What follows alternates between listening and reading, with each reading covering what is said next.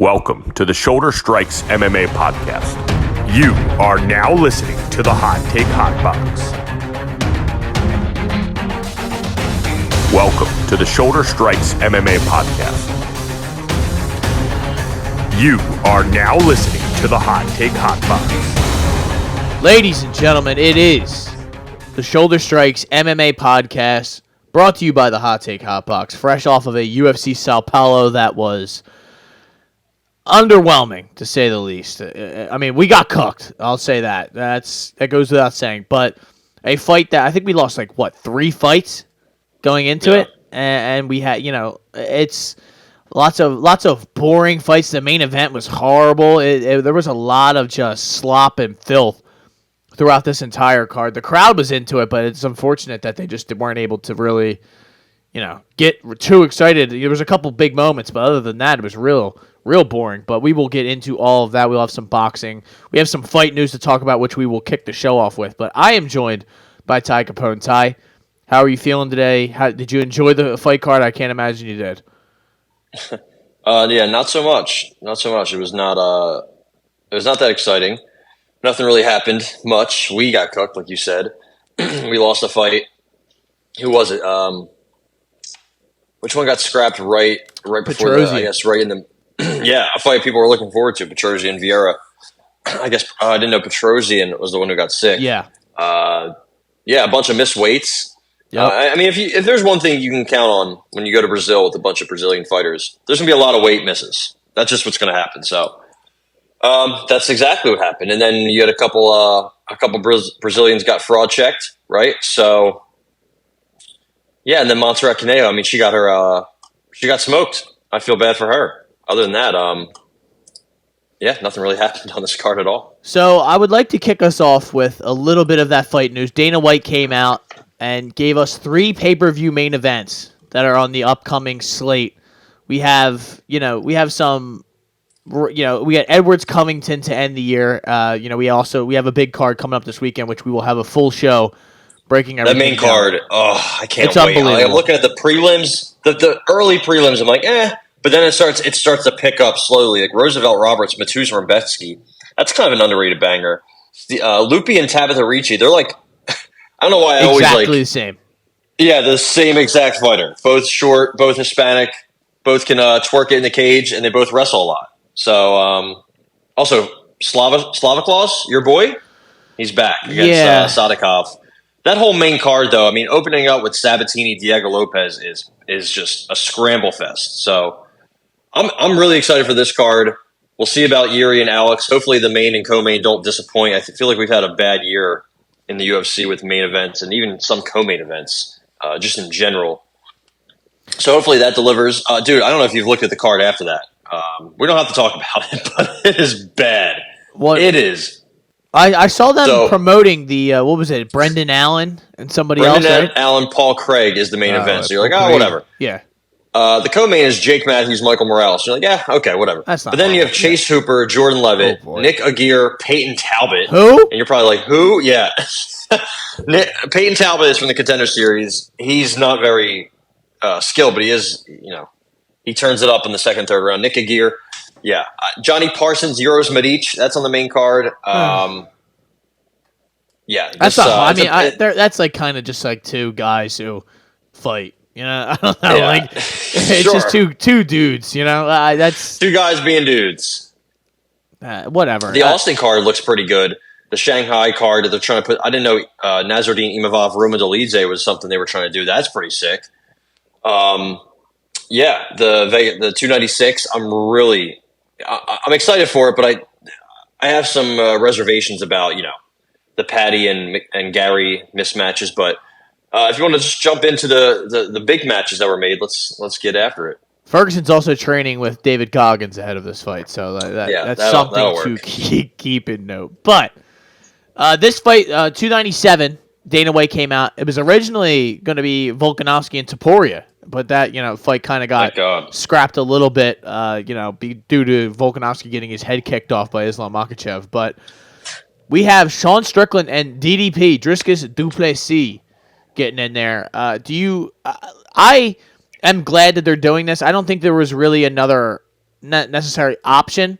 I know that Chimaev was kind of just there, but I don't think we talked about this on the pod after that fight, that we didn't believe he was really worthy of the next 85 title shot. It was DDP or nobody else, because what he did to Robert Whitaker, you can't not reward him. That was a all-time performance, and whether DDP or Whitaker was on his game or not, DDP went out and did what needed to be done. He continually proves the doubters wrong, and that's what Sean Strickland, it seems like, he just did in his fight against Israel Adesanya. It doesn't seem like we're going to see Israel for quite some time. So what do you think? I mean, I think you're going to like this fight. It's just it's a fun matchup. Yeah, and I guess it's very notable that Chimaev wasn't gonna be in this fight because he can't fight in the North America. Yeah, it appears. So I guess that would be very difficult to do. I still wish we could get some clarity on that whole ordeal, but if he's just going to keep fighting in other countries, I guess, we can kind of read between the lines there.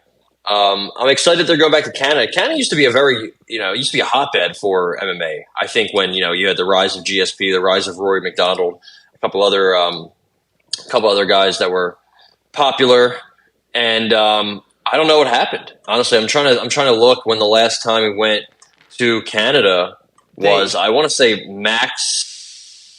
No, I feel like they were there recently for that Amanda Nunes and Juliana Pena rematch. Right, right? Wasn't one of the fights was there? I'm pretty sure. But it's like, that's what we're giving them. That we used to give them absolute.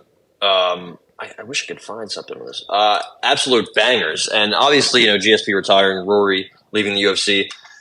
That left a big imprint, but I mean, UFC 240 was the last time we went to Canada and gave them really something for their price of admission. It was Max and Frankie in that not so close fight. I don't know how there was a 50-45 and a 48-47 scorecard, but that's wild. It was Cyborg when she beat the absolute piss out of Felicia Spencer, Jeff Neal, Nico Price, Saruki, and OAM. So I mean, this even this card wasn't that great. Pantoja and Figueiredo was on the prelims. That's pretty cool.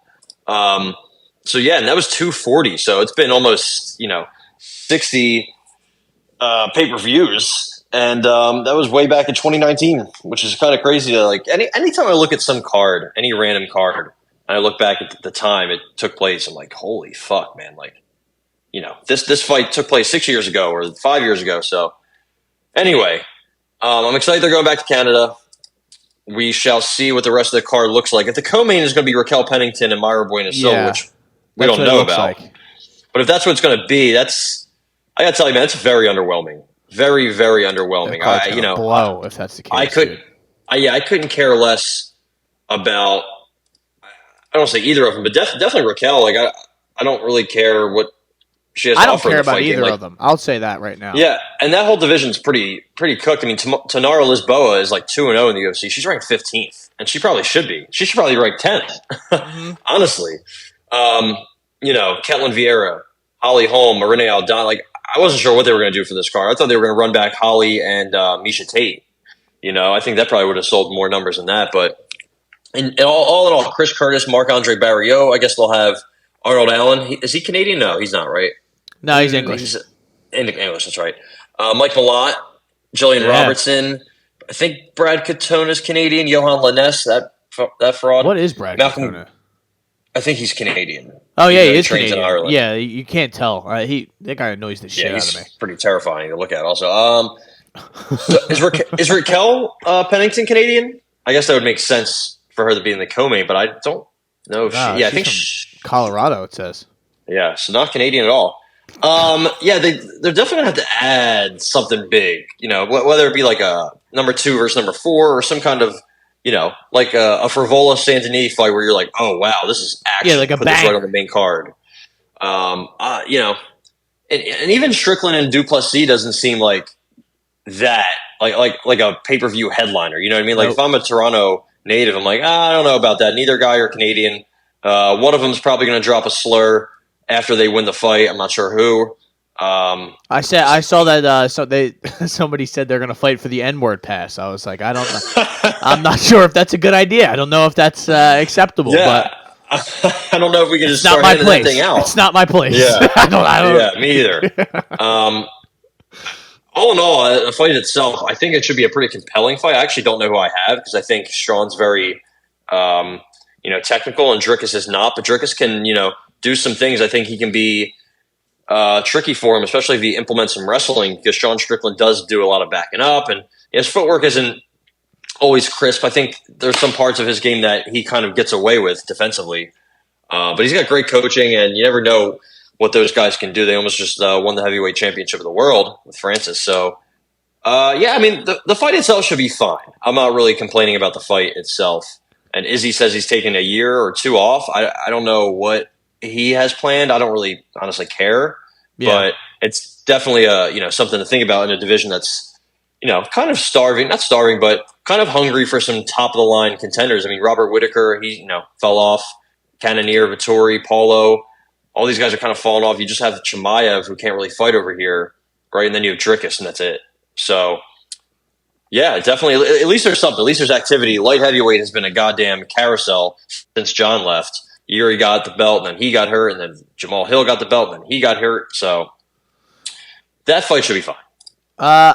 So then we move on to 298, which we also got a fight made for, and that is the fight I previously just mentioned. Alexander Volkanovski is going to defend his 45 title against Ilia Topuria at a location to be determined later, which is pretty wild that that's even a thing. But we've talked about this before. Probably We are excited. It's probably, yeah, you're right. I mean, it's always a fair guess to just assume they're probably going to be in Vegas. But I feel like if they don't put a city right away, then it's going to be Vegas. Like, we can just go to Vegas. Exactly. I am excited for this fight. I don't like that it's... I mean, I would have liked a little bit more time for Volkanovski to take off, but I mean, what is this going to be, 6 months or so from the time that he got, KO'd, right? A little bit, maybe less. Something like that. A little bit less, but I would have liked a little bit more time, but I mean, it is what it is. It's just, he's a guy who obviously has said he likes to be active. And this fight's going to be awesome. It's they have nothing else for the... I don't know why we're announcing headliners this far out, but, I mean, it's the UFC obviously has a plan with 300 kind of right around the corner. I think they felt a little bit of pressure, right? I feel like they've kind of had I don't know if 2023 has really been their best year, per se, but I think they're like... There's a lot of shakeup, right? I think there's some inactivity, and I think they really just need it... I think they have future plans for like John and Connor, right? Because now John's getting pushed way back and Connor had to get pushed back. So I think they're trying to plan something big for 300. But in the meantime, they had to fill in the 290s, 6, 7, 8, 9. Yeah. So now, I mean, I think it works all in all. They got the Leon Colby fight, so that worked. The 295, back and forth, but you got Yuri and Alex and you got Sergey and Aspinall. That's fine, right? They're kind of piecing it together. They're doing their best. 297, whatever, but 298, 299, and then whatever 300 is going to be, I would assume that's going to be what? February, March, April, right? It looks like it'll be April, yeah. So it's got to be Connor. I was going to say it has to be Connor. You know what? This is what they should do for 300. I'm going to kind of get outside the box here. Connor, Justin Gaethje for the BMF belt. How does that not number one? I understand the Chandler fight is definitely compelling, right? I would love to see Chandler and him fight. How could you turn down Connor Gaethje for the BMF? I mean, that would do insane numbers. Gaethje coming off that win against Dustin, Connor coming back in general. You have the BMF belt on the line, which, imagine if Connor got the BMF belt. I feel like that's who it was originally made for, even though he never fought for it. That's the fight to make, at least in my opinion, for 300. We also have Islam and Du Bronx, possibly. It looks like that's what's next. I don't know when we're doing that. What do you think for 298? Right, it has to be. Maybe that's 300. Maybe you put them all. Maybe you just absolutely stack the deck for 300 like Bellator did and put like 5 title fights. I don't know. It's not what Dana does, but this is a big event, so you never know. What would you line the Volk Topuria fight? Just going off of feelings and everything. You mean like what would I put next to it? Yeah, like what would you? How would you line that fight? What would you put Volk as a favorite if you would put? Oh, you're talking about the betting line. I would say Volk minus like 190, 200.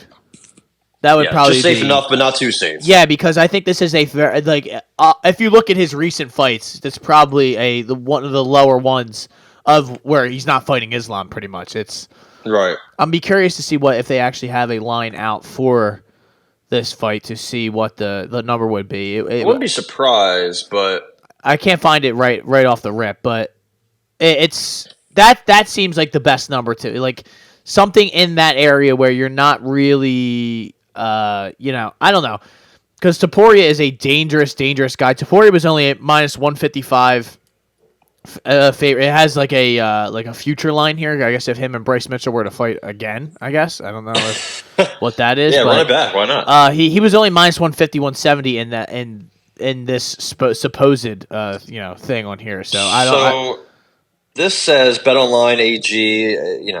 Take it for what it is. Volk minus 181, Topuria plus 156. That makes sense. So right where you were saying.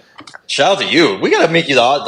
Well, when you lose enough bets, you know what these lines are going to be. Fair. I mean, we both watch so many fair. of these things. It's kind of like right away when they make a fight, like, oh, it's going to be this or that. It's very rare. Like that's when we're shocked when we look at a line. We're like, what is going on here? And then that's usually when we get cooked. But Pereira plus 200. Let's go. What are they doing? Who's Pantoja defending his belt against? I know that's got to be. I thought it was going to be Royval. When is that? Next month? Is that even set? I feel like I heard an announcement. Oh yeah, it's Pantoja Royval at 296. That's the co-main for Leon and Colby. Right, that's what I thought. Okay, I forgot all about it. Yeah, I don't know. Like, in the interest of like, what would they do next to that fight? Like, I don't know if it would have to be like a ladies' fight of some sort, right? I don't know if you could do like a Zhang Weili title defense. Well, yeah. So that's funny you said that because I was like kind of looking through all the champions and who has fights scheduled. I'm pretty sure all of them except Jamal Hill, he's hurt. Alexa Grasso's hurt. John Jones is hurt. Everybody else has a title or has a fight set up except for Zhang Weili. I don't know if she's hurt. Maybe they're waiting to do her and Yan in China. I mean, they're going to Shanghai in December 9th, but that's just a fight night. Song Yadong, Chris Gutierrez, by the way, pretty good main event. I like that a lot. Yeah. That should be a big test for Chris Gutierrez to see where he's at. And Song Yadong. Yeah, I think so too. I think all around, I think he's got good kicks. I think it's going to come down to striking and boxing, and his is much better. Probably a better wrestler too. So I don't know if they're waiting for Zhang to go, to China or Singapore or somewhere. Maybe, but either way, whenever the opportunity presents itself for Yan Xiaonan and Weili Zhang, that's going to be a great fight. That should do absolute numbers. If they do in China, that would be electric. It'll be very early in the morning for us, but we'll be up. We'll be there no matter what. For sure. I'll be there no matter what. That's a good question for the co-main for 298. I really don't know. I'm trying to look around and I don't know. My brain can't process anything. They can cook something up. There's so many different guys in this thing that you could do just add for example, a Bilal Muhammad versus somebody, or even though that's not the most exciting thing, or Dustin Poirier versus whoever. Yeah. You can always do something like that to kind of get people invested or excited. But then the next scheduled event, Ty, March 2nd, UFC Fight Night 235, UFC on ESPN 93, Riyadh season. We are going to Riyadh, Saudi Arabia. We do not have an event or a main event, but I know you are a big fan of what the UFC is doing in Saudi Arabia, and I know you love the Kingdom of Saudi Arabia. So, yeah, I love the sports washing going on. Just wanted to point that out. But we also have UFC 299. We have a main event for that, which also does not have a location, but it is going to be Sean O'Malley, Sugar Sean O'Malley, defending his title against the only man who has beaten him in mixed martial arts, Marlon Chito Vera. That is a banger of a main event, and I know there's a lot of back and forth online whether he's ducking this guy or that guy or whatever, but you guys out there obviously have no idea what you're watching or don't follow the UFC if you thought that Dana White was going to reward Merab Dvalishvili for basically ducking the title shot that he tried to give him probably multiple times, saying that he wouldn't fight Aljamain Sterling. Did you think that he was just going to give it to him the second that Aljamain lost? That's not in his nature. That's not what he does. So I would love to see Henry Cejudo versus Merab or someone like that. Not obviously Aljamain. I don't know what Aljamain's going to do, but I'm very excited for this specific card, or this specific fight, I should say, because this is a huge kind of legacy builder for Sean O'Malley to kind of to basically say that was a fluke and that he is the true 35 king. It's like this is just a great test, man. I am so excited for the build-up's going to be sick. Cheeto's going to be all worked up and fucking just the venom that's going to be spewing from his mouth and in his accent is going to be incredible and absolutely hilarious. Sean O'Malley's probably not going to say much, but it's going to be incredible. How many times on Fight Week, just Fight Week alone, will he call Sean O'Malley a pussy? Yeah, you a pussy. Dude, I can't. Also, I can't wait. What are the odds that he drops a word that some fighters have been dropping lately? You know what I mean? Yeah. There's going to be some homophobic slurs for sure. You know what? Especially if he had that rainbow hair. I wonder what Sean's going to do with his hair, because remember the first time he dyed it the Ecuadorian flag. Ecuadorian colors. He should do that again. Actually, what he should do this time is, I don't know. He should just go out there and knock him out. That's what he should do. I think he's going to get the win. He's a quick starter. Cheeto's a slow starter. Cheeto can be hit a lot. Even though he's good at minimizing impact and damage, he still is a pretty big target. He doesn't really check kicks. He kind of just lets kick me until you can't. I'm really excited. I'm really excited for that. I can't wait for Sean. He's getting his spot. He's getting his his pay-per-view main event. I wonder if they bring him back to Boston because he's such a big star up there. Yeah. I really think he's a star everywhere. I mean, honestly, you can put him anywhere in the country and he's going to sell out. I would love for them to come to Tampa. It's okay. I understand they probably never will.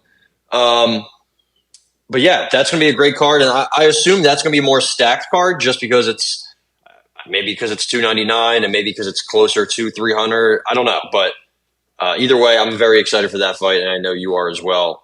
So let's get this Sean O'Malley inside the distance. Are we doing that? See, that's the thing. I'm gonna have to. The odds for that are probably gonna be like right down the middle. I would. I mean, maybe really? O'Malley probably minus 140, 150. But like, I think it's gonna be close because you're not gonna be able to get that image out of your head of him bouncing his head off the canvas like that. It's even though it was fluky, it's still like right here we have O'Malley minus 198 on DraftKings. So. I'm seeing minus 220 on whatever. Yeah, so it's like maybe it's obviously I think that's the right call because he's so durable, Cheeto Vera. Like that's what worries me. Like, is he going to be able to get him out of there? And if he doesn't, will he be able to withstand 25 minutes of literally standing and banging with Cheeto Vera? I don't know. I'm that worries me. I think he's going to be much quicker and faster, but. Cheeto fires him leg kicks, and that's what kind of gave him the drop foot last time. That's going to be hard to replicate, but I don't know. Imagine that happen again. Oh man, that would be horrible. That would be so brutal. But I doubt it though, because he had Piotr Jan throwing some kicks. He's been tested in that category, and nothing's really happened. He's throwing leg kicks himself. So remember, he threw a heavy front kick up the middle to Aljo right before he caught him with that. Was it a left or straight left, right?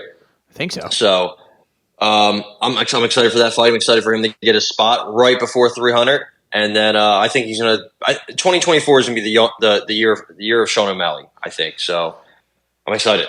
You are right, though. That Austin, Texas card is incredible.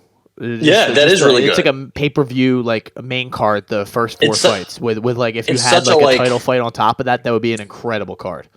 It's such a solid... I mean, there's a little bit of grossness, right? Cody Brundage and Zach. I don't even know who Zach Reese is. Zach Aston Reese, the winger for the Penguins? It could be. I don't know if that's him.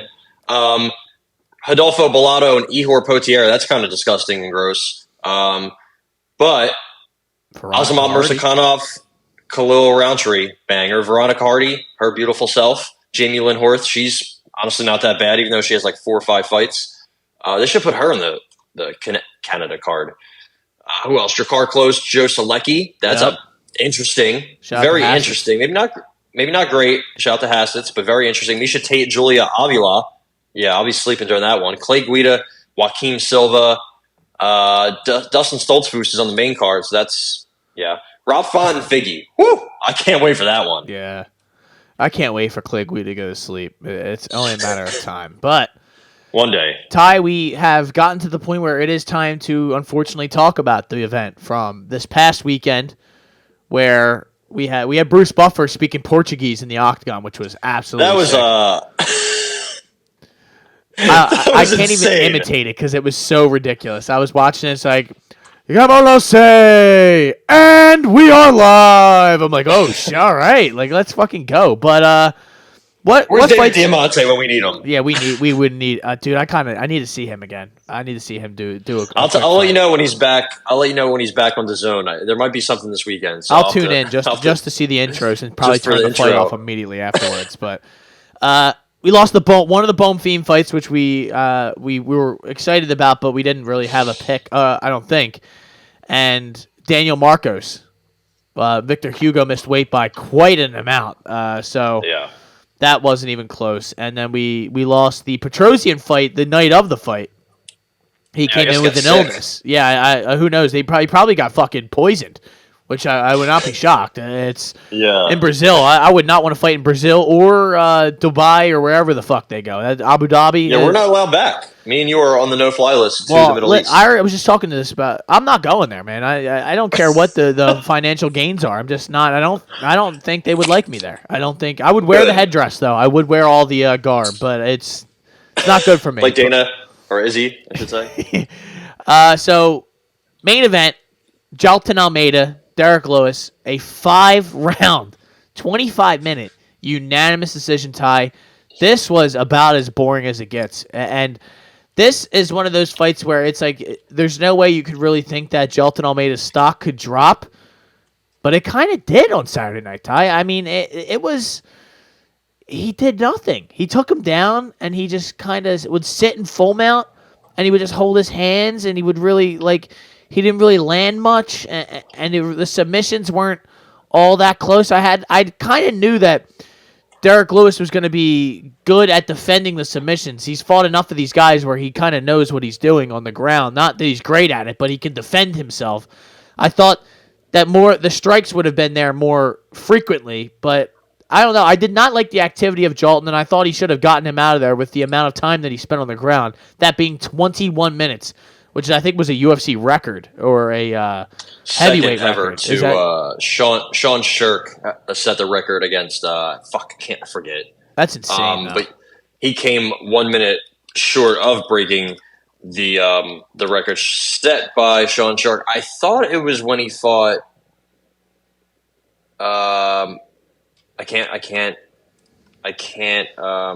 find it. Sorry, there's somebody listening right now that is like, it's this guy, it's him. Yeah, he was a minute-ish off. Also, highest control time percentage in UFC history. Nobody's even really close to Jailton Almeida, 89%. Bartosz Fabinski, who hardly qualifies, is at 79%. I'm trying to find the most a list of highest control time, 1, 2, 3, 4, 5, but I can't find any. Also, Jailton Almeida listen, the one thing about Almeida, he's in the history books. He has the least amount of strikes absorbed per minute at 0.45. No one's even remotely close to that. Jeremiah Wells is third. So yeah, in a way, he broke records. He did this and that. Sure, he was able to avoid that hand. His cardio, he didn't die after getting extended after a couple rounds, right? Sometimes we see that with undefeated guys getting pushed to the third or fourth round. I mean, look at the co-main. As soon as Gabriel Bonfim went to the second round, he was cooked, right? So, yeah. At least Almeida didn't die. At least he got his hand raised. But asking the crowd "Oh, did you guys like the performance I put on?" It's like, no, we did not. Not at all. 21 minutes of control is cool, but I will say it's kind of hard when you have a guy who's much bigger than you on the bottom, who's just kind of sitting there not doing anything, right? It's kind of hard to roll with him and get him to roll with you and kind of find a submission. But there's one thing you need to do. One thing you need to do to soften an opponent up. It's ground and pound, and he didn't do any of it. I was kind of confused because he's more of the rear naked choke guy. He's very basic in what he does, right? Kind of the teep kick to a takedown, get you down. Then he jumps to side control, then he jumps to full mount, and then he turns you over to get you in a rear naked choke. But he usually drops down some ground and pound. This fight, he dropped down none. None. To have 21 minutes of control of a person and be on mount as much as he did and have the back as much as he did, he didn't land anything. And I just don't understand why or how. Like, was he tired? I understand he was tired, but like, all you had to do is just throw some elbows, throw some shots, and then Derrick Lewis eventually will buck, or he'll give up his neck, or he'll do something, right? And he didn't do anything, or just pound him out to a TKO victory, and he couldn't do it. And it was very. I mean, dude, to get warned to do something when you have full mount is crazy. Like that just should not happen. That should not happen. So what that shows me is that he is not ready for the title picture yet. Could he get there? Yeah, absolutely. I think he weighed in at 236 for this fight. I think that was the most ever for him at heavyweight. I think he was 231 before this. So maybe he wants to get his weight up just a little bit more, right? He's so fucking strong that he's, almost up there with everybody else when it comes to strength, pure raw strength. But the stand-up's probably never going to really come around. I mean, he's 32. Not saying that's old, especially for heavyweight, but yeah, I don't know. His stock kind of has fallen. And Derrick Lewis, for all the people saying, oh, he went 5 rounds with Almeida, this and that. Like, yeah, but he looked like shit. He was just on the ground. He was just on his back and stomach for 21 minutes. Like, yeah, congrats, you survived. But, it's not really – there's no moral victory here for either fighter. So, I'm not sure where we go here next. I know he called out Cyril Gane. Ironically enough, I think that would be a good matchup for him against Gane, because Gane's takedown defense and grappling and jiu-jitsu defense have, like we've seen, not very good. And you can kind of go through it quickly, but still, when you're fighting somebody at the top level, what if this stays standing? Cyril Gane's strong. He's gonna fuck him up. Yeah, that's... Yeah. Keeping him at distance is easier said than done, but if Cyril Gane was to be able to do it, I think he'd probably smoke him. But also, he gets taken down once, that's probably the fight. I don't know. I think maybe a Spivak or a Tybura or somebody else, maybe it's like a tune-up to see if he's really ready. I'm not sure. Or they do the original plan, which is have him fight Curtis Blades. And I think actually that is the one to make. I think Curtis Blades, that would have been a rough night if he was going to try and fight him the way he fought Derrick Lewis. It's not going to be as easy to take Curtis Blades down as it was Derrick Lewis, and I don't know, man. I just worry. Like he has looked like such a punisher. In all of the years that we've seen him, all the recent fights, I should say. It's not like he's been around forever, but he has dominated guys, and this is like the first time where we really saw him like struggle to get the fight, get a guy out of there. It was very eye-opening and concerning. This is his first decision of his career, and it was against Derrick Lewis. That's where I am just a little bit puzzled, I guess, and worried. It wasn't even a 3-round fight. It was a 5-round decision. And yet, yes, he dominated him, but of course he should have. Derrick Lewis looks like a beached whale on the ground, and he kind of just lays there. Like we've talked about. It's not, and people, like you said, people saying that, oh, well, he survived, and this is good for him. And it's like, dude, you're 38 years old. You should be doing more than surviving at this level when you fought for a title and you fought some of the guys that you have fought. I don't know, Ty. I did not. This did not feel good. This did not feel good whatsoever. Yeah, not at all. No, I mean, Derrick Lewis was only looking for the right uppercut. It's all he was looking for. If he was looking for anything else, maybe something would have landed. He landed 28 total strikes. Almeida 120. Significant 38-20 in a 5-round fight. A heavyweight. That's just not good. Not going to work. And I mean, there's really nothing else to say in this fight. Nothing really of note happened. Derrick Lewis stuffed a couple takedowns and even got a little bit of top control, but then got swept or moved. I will say, Jailton, when things didn't necessarily go his way, he didn't look like he didn't know what to do, right? He didn't look like he just kind of hit a roadblock and quit or gave up, right? And he was in good spirits after the fight. He thought he did well, so which is a little naive, but also whatever. Maybe in the fight he did think he did well. Also, the one time he picked Derrick Lewis up and slammed him, that was impressive. I'll say that. I mean, he is so fucking strong. But just not the night that the UFC in Brazil was hoping for, right? The Bonfim brothers. And us. Now just one Bonfim. It's like, okay. And then he gets fraud checked. It's like, all right, well, at least we got Jailton Almeida in the main event. That doesn't go as planned. So Yeah, not great. Not great. Also, can we please, no matter who pulls out, stop putting Derrick Lewis in main events. Just stop doing it.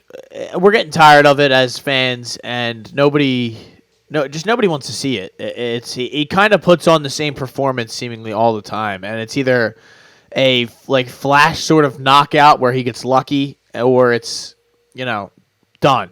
Where he is just getting worked over for a period of time. I mean, he got eliminated by Tai Tuivasa. It's Spivak, all these guys. I mean, he is fighting the upper echelon of heavyweights, but we're tired of it. And I'd like to see Jailton maybe get one or two before he gets that title shot. At least one, depending on who he's matched up with. So who knows what they're going to do at heavyweight. Heavyweight's kind of in a funky spot right now, but another division that John Jones is absolutely holding up. Yep, and ruining. Sorry, John. I love you. Sorry, John. Yeah, it's not your fault. This one's not your fault necessarily, but because you were ready to retire, you were fighting retire, but now you can't go out on a torn pectoral. But how about Nicholas Dalby?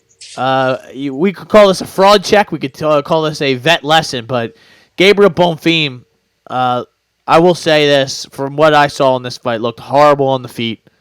He just did not, and especially once that second round started, you kind of knew that this was.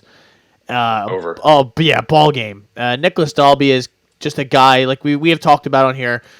Not great at anything, but good at everything. If that makes sense. He doesn't really have a huge weakness in his game, and he put it on Gabriel Bonfim and gave him his first loss. Huge win for Nicholas Dalby. Yeah, man. He got dropped. No, he didn't get dropped. I'm sorry. He got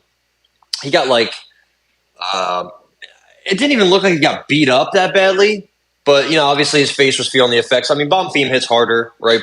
Dalby has been through, a big guy, man. Been through a lot of wars, so he's got a lot of scar tissue. And Bonfim was taking it to him, took him down, was landing some decent ground and pound at the end of the first round. But then the second round starts, and he was doing okay to start the second round too. And then just the first half of the second round, he was doing okay. He looked tired, but he was doing work. The second half of the round, he just started getting walked down. And again, something you didn't see from Almeida was him getting tired and kind of getting walked backwards and then wilting. That never happened. That's exactly what happened to Bonfim.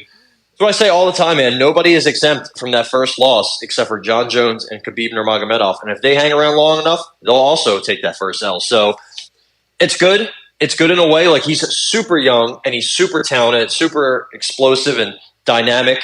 And I think he could truly be something at 170 with his tools. But he just has to hone it together. He has to put it all together, especially striking-wise, I think. He has to, he throws not wild, but he throws powerful hooks. But other than that, he kind of has his chin up. He has to tuck that a little bit. And it doesn't look like he loves being the nail, right? He's going to have to get used to it. Maybe this fight does a lot for him, right? It's kind of like Benoit Saint-Denis when he took that big L against Elizeu Zaleski. Maybe he bounces back from this. Maybe it teaches him something. Takes some time off. Yeah. Works on himself. Him and his brother can, just focus now on, one, making weight, and two, focus on their cardio, really. And this happens to a lot of undefeated fighters, right? You see them get pushed to a level they haven't been pushed to, and they kind of fold, really. They get fraud checked. And I'm not going to call him Gabriel Fraud Feme or Bond Fraud, but I've seen those names on the internet over the weekend. For good reason, I guess. He was such a big favorite. And, when's the last time Nicholas Dalby got a finish? Do you know off the top of your head? No. No, I had it right in front of me, but no, I did not know right off the top. It was 2019, which is not that long ago, but about 7 fights ago. So he doesn't have one in the UFC. I'll say that. It was his first finish in the UFC. Couldn't even finish Cowboy Oliveira. Yeah, not a good look for Mr. Bonfim. But the good thing is, you have a fresh slate now. Start all over. And I know you tried to threaten with a choke on the ground, but it can't be front choke or whatever kind of choke or bust. It has to be something else. You have to work on some kicks, some jabs, some boxing, some better all around game, and definitely the cardio. Because once Nicholas Dalby started pressuring him against the cage, throwing some short elbows, short hooks, and kind of just being there, just being right in his face, not letting him breathe, take a deep breath, throwing those knees. Those knees, man, I think the one dropped him was a knee. And then after that, he was done. Yeah. And the entire crowd went quiet. You could hear a pin drop in there. So that was kind of cool to see. But yeah, shout out to Dalby. Shout out to the Danish Dynamite. Everybody, including me. Me especially. I was like, this guy lost to Jesse Ronson before, even though it didn't count. This guy's a bum. He gets dropped by everybody. He's done. And he came out here and put on the best performance of his career so far. So shout out to him, man. Shout out to him. Now we have a Rodrigo Nascimento unanimous decision over Dante Almeida. This was another boring one. I was watching, but also mentally just checked out because I knew we weren't getting that sub. A lot of clinch work, a lot of stuff like that. But I don't really. I mean, what were your thoughts? I could care less about this. Once I had made my mind up that we weren't getting that sub, I was like, by this time of the night, I was so angry at myself for some of the things that I took that I was just like just fucking done with it. I never wanted to watch UFC ever after this. Yeah. You're talking about the Nascimento Mays fight, yeah? Yeah. Yeah. Yeah. It happened. It was a fight. The most strikes landed on this card was from Dante Almeida. So, actually, I'm sorry. He was second behind Fakhretdinov. But either way, if Dante Almeida is leading the significant strike counter on a card, that's how you know that card wasn't good. Yeah. Yeah, I think he lost. I think he lost every round. Maybe he won. I think it was the second or third, but who cares, right? I mean, who cares? This Nascimento couldn't even get to the ground, but he was just doing more. It's crazy that Dante Almeida, when you're that big and you are, in theory, the better striker, you still get outstruck by somebody you're much bigger than, much longer than, and like a little bit more skill. I don't know. Yeah, you're supposed to be a better striker than this guy who's kind of a jiu-jitsu guy, but and he's short and he's a little flabby, and you're just Dante Almeida should get cut. I'm sorry. Caio Barrero. They both should. Oh, my bad. No, they both should get cut. Yeah, why not? Honestly, I could care less to see either one of them. But how about Caio taking out Abus Magomedov? Wasn't a finish, but this fight was rather not exciting, but more entertaining than some of the other slop that was on this card. Caio hurt him a few times, hit him with a nasty elbow. I believe it was like a lead elbow sort of thing. Wobbled him. He had him hurt a couple times, took him down later on in the fight. Like you kind of mentioned, these guys that he fights with at that gym they have a good IQ. The old fighting nerds. I mean, that makes sense. That their name is appropriate. He just had a good game plan coming into this fight, and he didn't rush in. He didn't play Abus's game, and he kind of just waited and picked his spots. And Abus, eventually, the longer the fight went on, gassed himself out, and he was able to kind of take over as the fight went on. Yeah, especially in that third round, right? The first two rounds, I think, were kind of slow, kind of boring, and then he knocked him down in that third. No takedowns. Only one takedown attempt in the fight. He had a couple minutes of control, but no official takedown, successful takedowns, and only one attempt officially. So it really shows you that he's trying to, work on his all-around game and try to, get it together for a potential for a potential run at middleweight.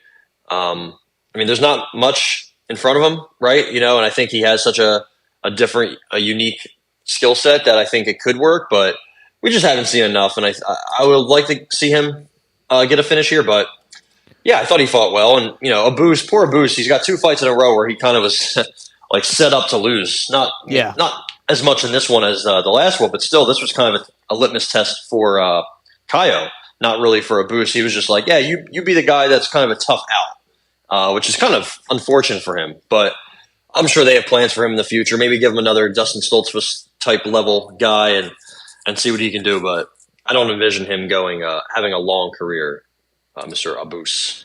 Yeah, Abus, his game seems very limited. He seems like a middle of the road sort of middleweight that you'll see him fight some of these up and coming guys. He may win, he may lose. If he's able to catch a guy on a good night, then he'll put him out.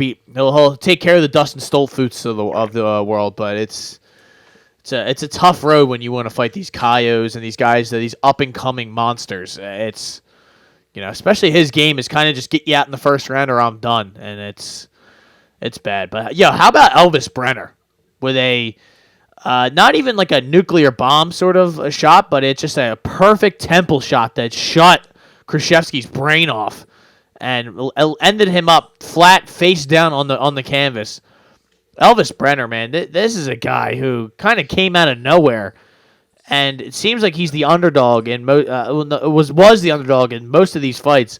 The Tukagov fight, the Guram fight, he finally got a little bit of respect here with the late sort of entry with Khrushchevsky, but how about it, man? He is a scary kind of guy. You're gonna have to end him to get him out of there. Yeah. This was a catchweight, right? Usually I think he's a 65. lightweight. Yeah, he is a lightweight. Maybe moving up to 170, maybe it's possible. But he hits hard, man. When I saw the replay, it took me like 20 reruns to like figure out what the fuck happened, because we've seen shots like that, but it like skimmed off the side of his head right behind his ear, but shut off that nerve right there behind your ear. That I mean, like you said, face planted, and he was out. It was cool to see them, hug it out and talk right after. They're both Brazilians, so I'm sure they have a lot of respect for each other. And Brazil needed to win badly tonight, and this was a huge one for them. I think they have a potential star in Elvis Brenner, at least in the little bit that we've seen from him in his career. He's only 26, I think. Pretty good size. He's the same height as Caio Bahaio. 11 sub wins. He only has 3 TKO wins, but 2 of them are in the UFC. So that just shows you he's just leveling up, getting better each fight. He has a really good team with him. Shoot to box Diego Lima.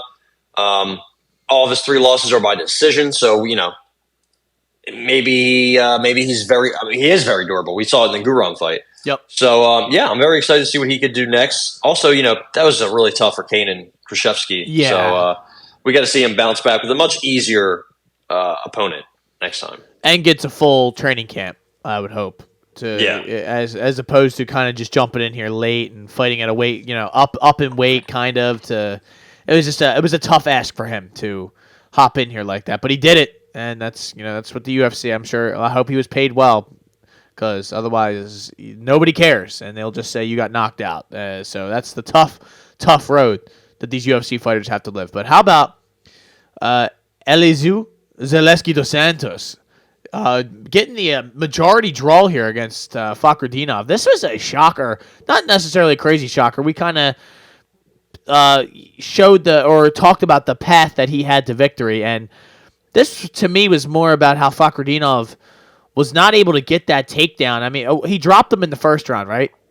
If I remember correctly. Yes, like 15 seconds in. Yeah, and then it was he gets that first round, but after that it was. Really, Zaleski bounced back, and if he wasn't able to, it seemed like Fakhretdinov sort of gassed out towards the end, and once he wasn't able to really get them takedowns, that striking didn't exactly look that great.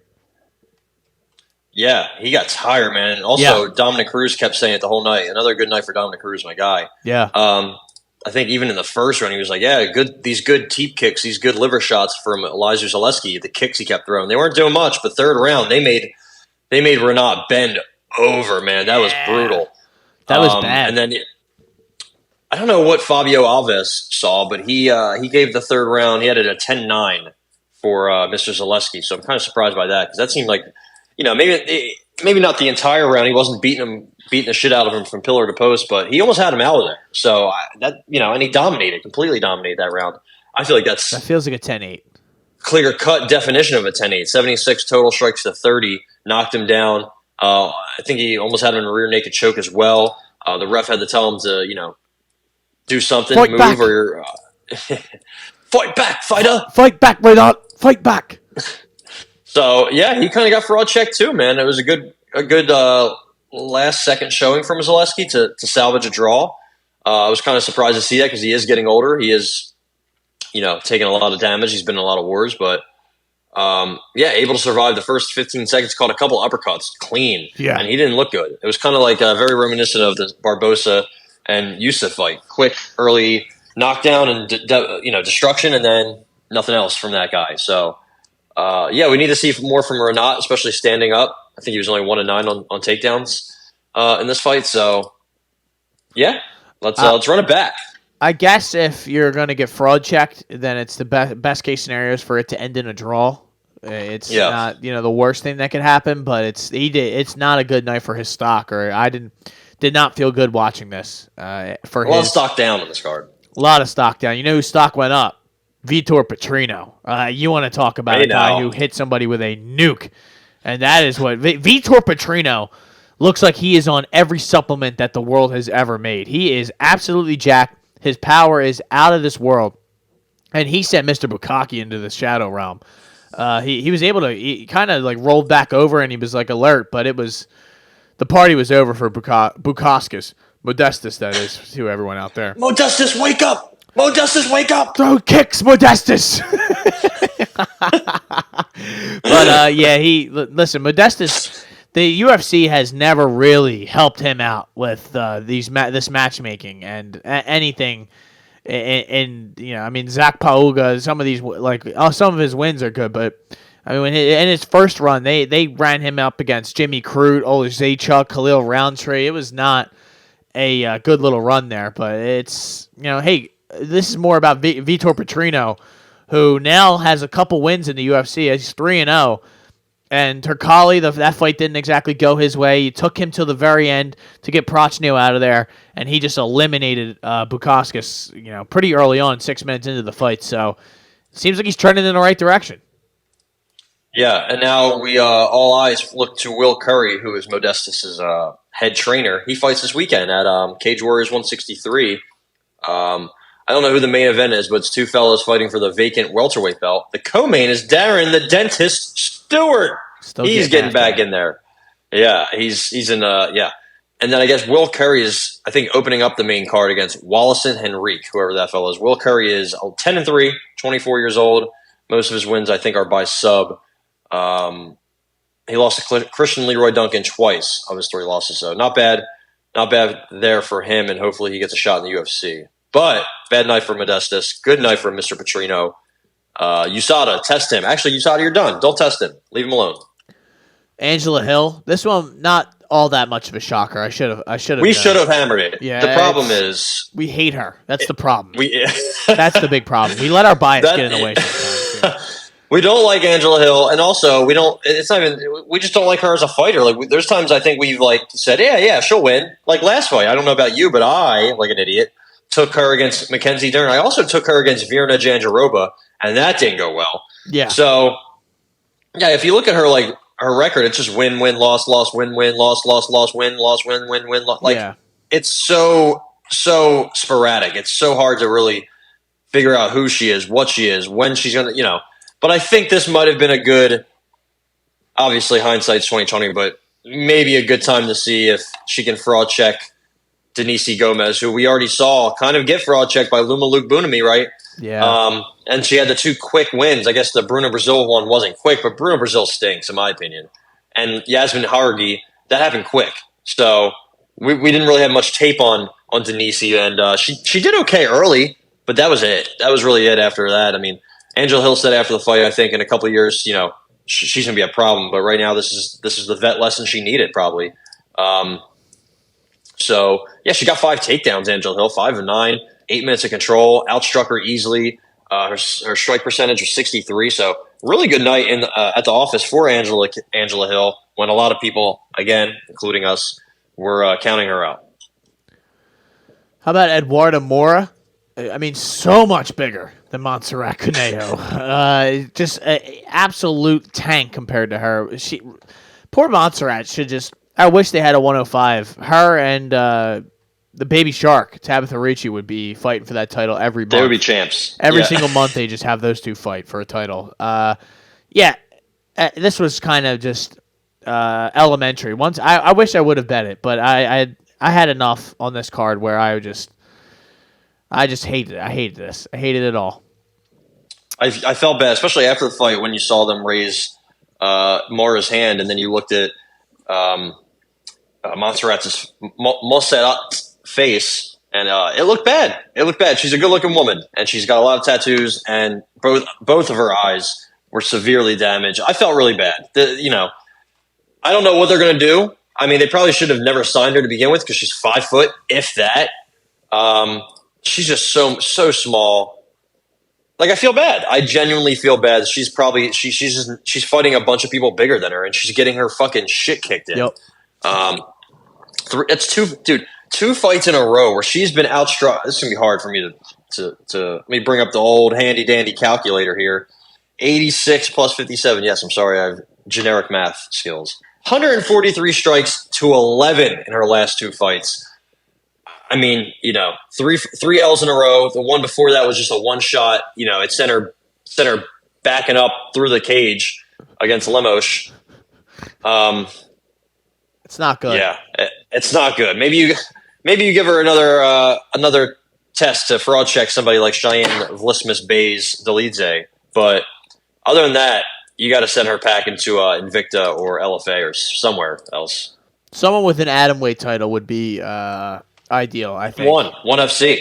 There you go. I don't know if she probably would get smoked there too. So yeah, they're all on supplements over there. Yep, exactly. How about Marcia Casey? Did you care about this fight? I don't even think I saw a punch thrown in this fight, to be honest. So I'm not going to lie to you. Once I did not bet this fight, I did not care who was what happened or what didn't happen. Don't care. Yeah, nothing really happened. To be fair, I watched a little bit of it and I was like, oh, okay. DeCasey, like I said, he's been leaning on his takedowns and wrestling a little bit more lately. That's what he did here. Got 8.5, almost 9 minutes of control time. Didn't do anything really with strikes, but yeah, he was able to get the win, if you will. And that was UFC Sao Paulo, Ty. We had a fight of the night, which was Bonfim and Nicholas Dalby. I think that's probably a fair. I don't really know what. I mean, the Fakradinov fight was probably better overall, but I don't know. It's good. Give them 50,000. Who cares, right?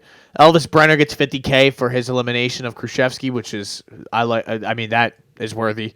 And Vitor Petrino gets 50K, which also worthy of the money that he got. So that is it. That's UFC Sao Paulo. Ty, do we have any boxing that we must talk about? Yeah, F.A. Ajagba, the big fella, the big African heavyweight who one time made a fella quit before the fight started. Oh my god, yeah, I saw that video again this week. That shit cracks me up. I love when they show like the crowd and the guys are with their hands up, like, yeah, where are you going? Where the fuck are you going? Like, it's that. Could you imagine if you bet that guy and you're like, dude, are you fucking kidding me? Yo, Curtis Harper money line, and then the fight starts, and he just literally walks out of the ring WWE style through the ropes, and you're like, wait a minute, where are you going? Ding, and he just hops out of the ropes. Like, yeah, you know what? Yo, fuck this. Give me the count out. And all people are following him out. They're like, yo, where are you going? And he's like, dude, I'm not doing this shit. Did they ever say why he did that?